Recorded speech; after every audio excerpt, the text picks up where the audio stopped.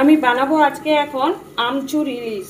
তো আমি এখানে ইলিশ মাছ নিয়ে নিয়েছি 4 পিস, আমচুর নিয়েছি 2টো, সর্ষে, কাঁচা লঙ্কা আর হাফটা পেঁয়াজ নিয়েছি।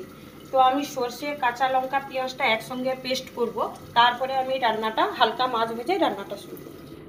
আচ্ছা,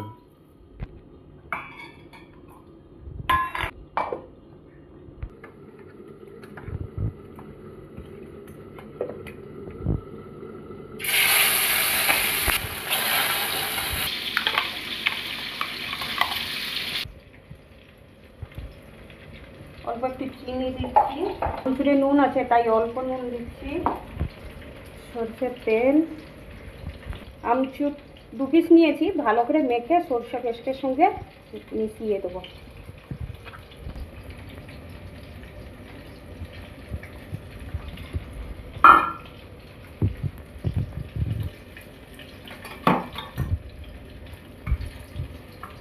আমার হালকা করে ভাজা হয়ে গেছে, এবার আমি সর্ষে আমচুরের পেস্টটা দিয়ে দিচ্ছি।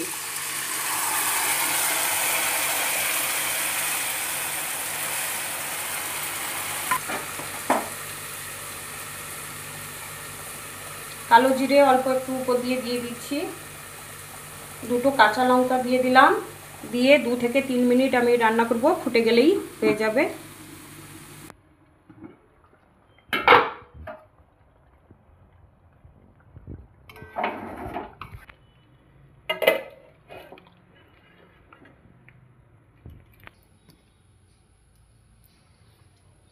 হয়ে গেছে আমার ইলিশ আমচুরের কারি।